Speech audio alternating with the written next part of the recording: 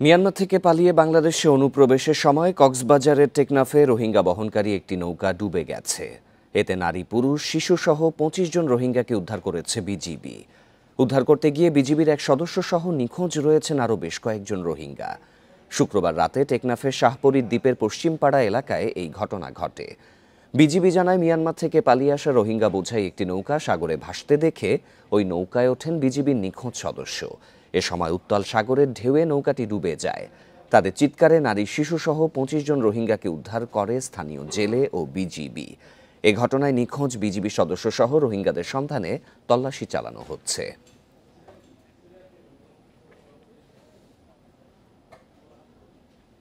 এই ঈদে জামা জুতো অ্যাক্সেসরিজের ডিসকাউন্ট।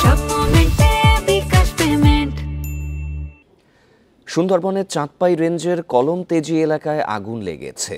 আগুন নিয়ন্ত্রণে কাজ করার পাশাপাশি আগুনের বিস্তৃতি ঠেকানোর কাজ করছেন বনকর্মীরা। সুন্দরবন পূর্ব বিভাগের বিভাগীয় বন কর্মকর্তা কাজী মোহাম্মদ নুরুল কবির জানান, শনিবার দুপুর ১টা নাগাদ বনকর্মীরা আগুনের ধোঁয়ার কুণ্ডলী দেখতে পান। স্থানীয় বনের গভীরে হওয়ায় পানি সংগ্রহ করে আগুন নেভাতে বেগ পেতে হচ্ছে। এর মধ্যে আগুন যাতে ছড়িয়ে না পড়ে সেজন্য গ্রামবাসীকে সঙ্গে নিয়ে মাটি কেটে ফায়ার লাইন তৈরি করা হয়েছে। প্রাথমিকভাবে জেলে, বাওয়ালি বা মৌয়ালদের ফেলে দেয়া বিড়ি সিগারেট থেকে আগুন লেগে থাকতে পারে বলে ধারণা করছে বন বিভাগ।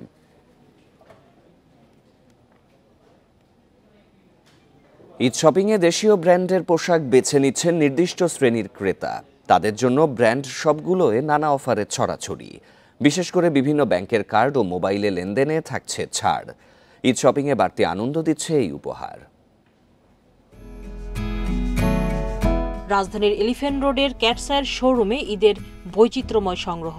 ছেলেদের ফরমাল, সেমি ফরমাল বা ক্যাজুয়াল পোশাকের জন্য জনপ্রিয় এই ব্র্যান্ড। উৎসবে বাড়তি হিসেবে পাঞ্জাবিও রাখে ফ্যাশন হাউসটি।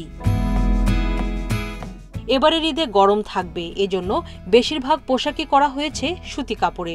উৎসবের জন্য ফরমাল শার্টে ব্যবহার করা হয়েছে উজ্জ্বল রং। ফুল শার্টের পাশাপাশি half shirt, T shirt, jeans সহ ছেলেদের সব ধরনের পোশাকই মিলছে এক ছাতার নিচে। ক্রেতারা জানান, ব্র্যান্ডের পোশাকে গুণমানের নিশ্চয়তা থাকে, আর বাড়তি ছাড়ের জন্য ফ্যাশন হাউসে নজর থাকে অনেকের।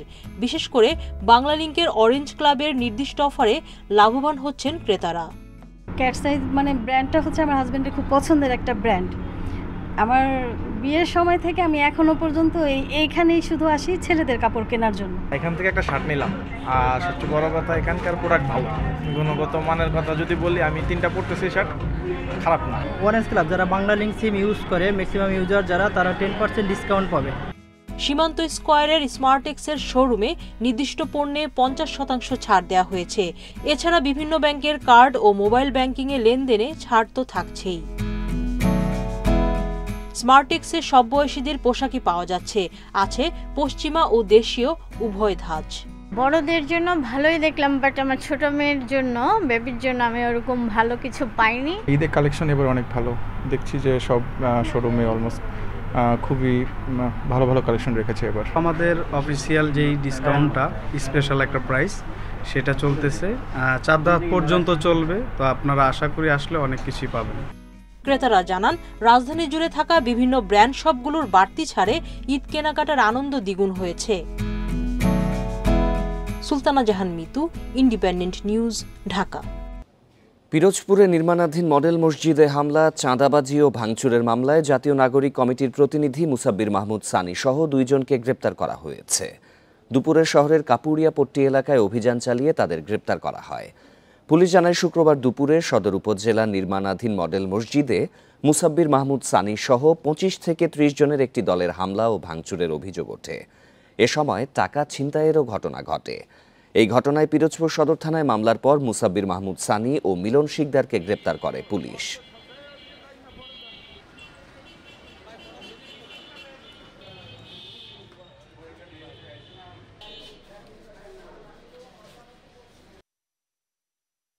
আমাদের সারি সহ আরো লোকজন গতকালকে ভাঙচুর করছে এবং চাঁদা চাইছে, এবং নাকি শুধু চাঁদা টাকাও নিয়েছে।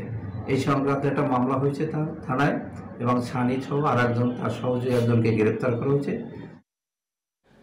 পটুয়াখালীতে পাওনা টাকা মেটাতে না পারায় স্কুল ছাত্রীকে জোর করে 40 বছর বয়সী ব্যক্তির সাথে বিয়ে দেওয়ার অভিযোগ উঠেছে।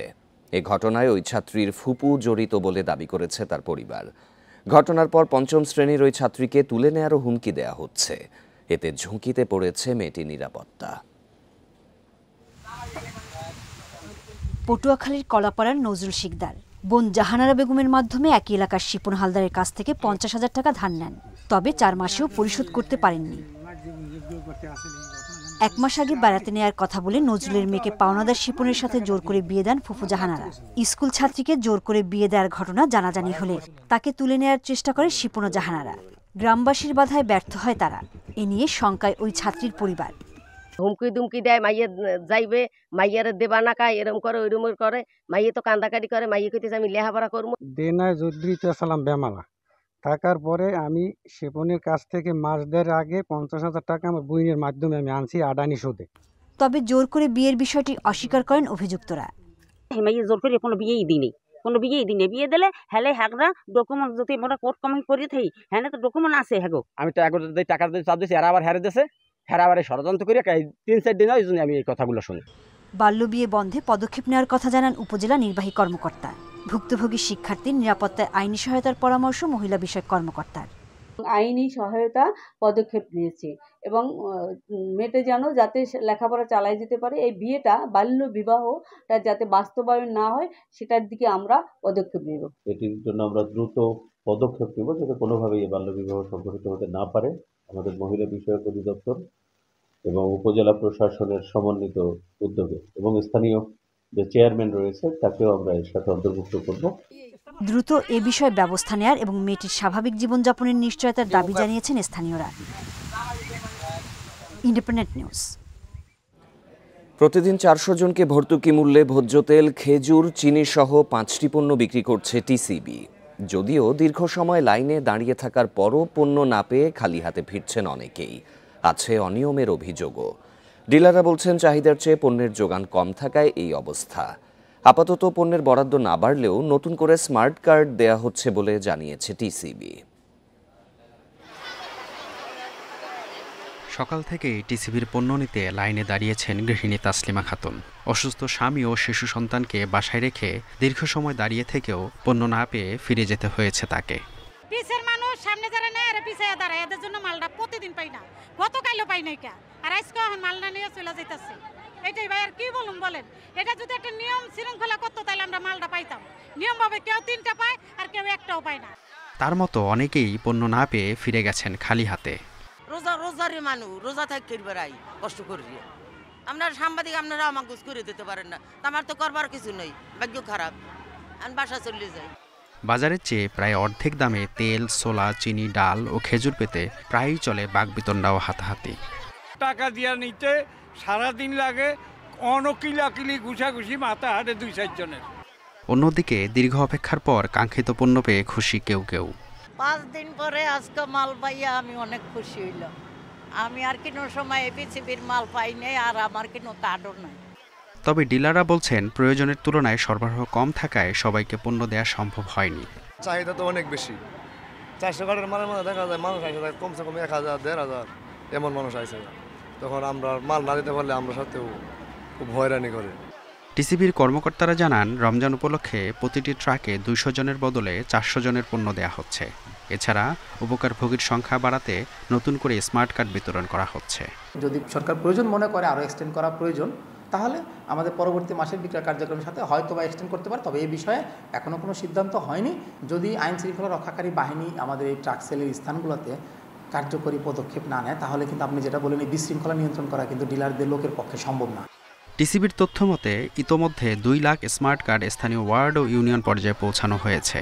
বাকি কার্ডও দ্রুততম সময়ের মধ্যে পৌঁছানো হবে। Mehedi Hasan, independent news, Dhaka.